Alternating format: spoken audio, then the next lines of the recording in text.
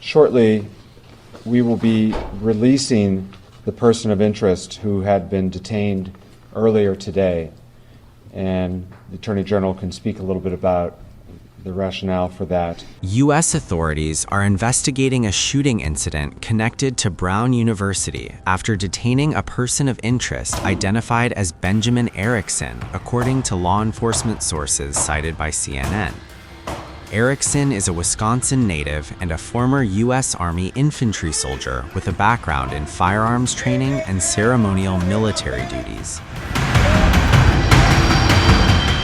According to Erickson's LinkedIn profile, reviewed by CNN, he served in the U.S. Army from 2021 to 2024 as a rifleman and completed sniper training.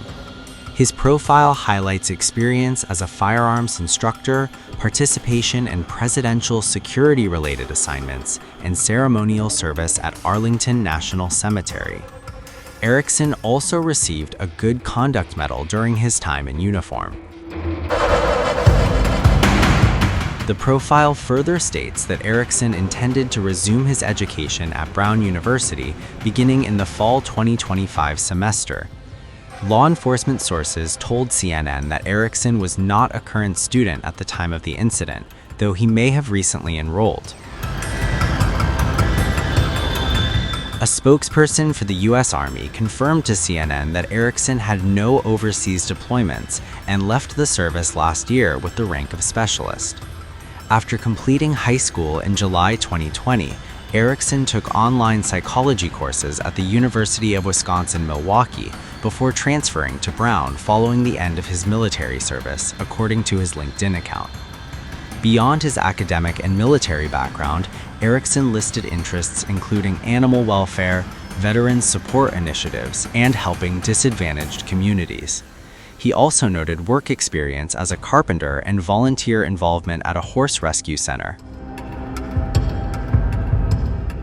A staff member at Gentle Giants Draft Horse Rescue in Maryland confirmed to CNN that Erickson was part of an Army unit trained at the facility between 2023 and 2024.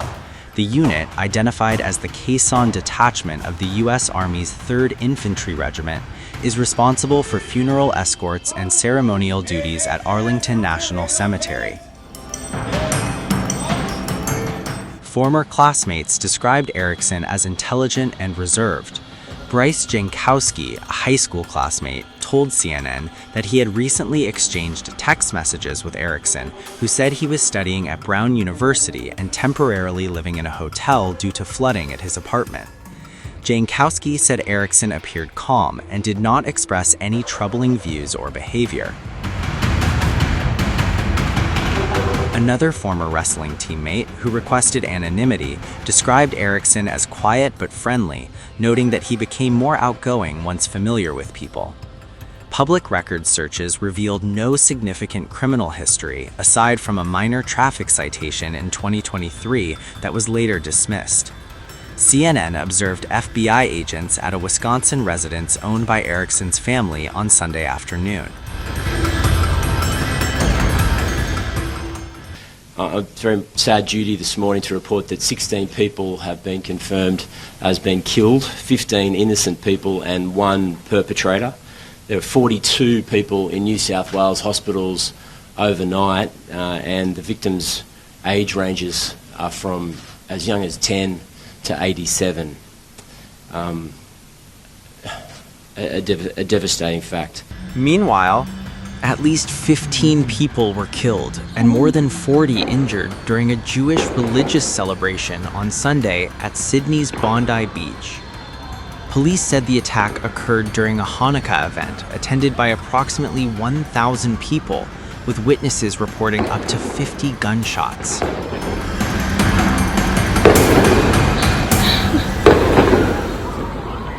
No tolerance for any kind of retribution or some kind of vindictive counter assault on anyone in our community. We are not going to allow ever a situation where we descend into some kind of lawlessness, and if you are considering participating in something like that, you can expect a massive, overwhelming police response. It will not be tolerated.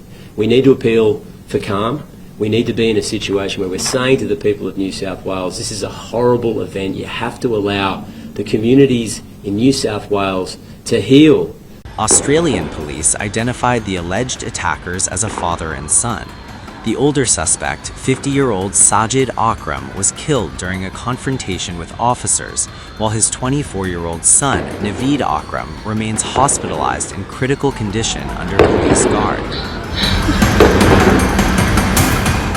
What we saw yesterday was an act of pure evil, an act of anti-Semitism, an act of terrorism on our shores in an iconic Australian location, Bondi Beach, that is associated with joy, associated with families gathering, associated with celebrations, and it is forever tarnished by what has occurred last evening.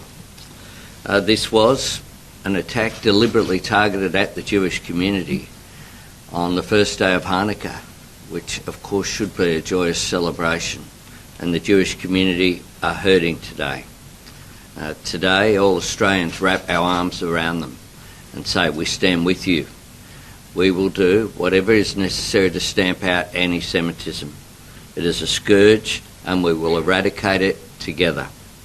The Australian Federal Police and ASIO are working closely with New South Wales authorities, and the briefing we've just had, we have had the AFP there, and the AFP Commissioner will return to Australia today. We will dedicate every single resource that is required in responding to this.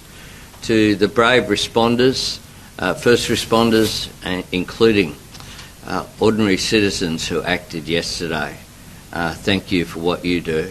People rushing towards danger to show the best of the Australian character. That's who we are, people who stand up for our values.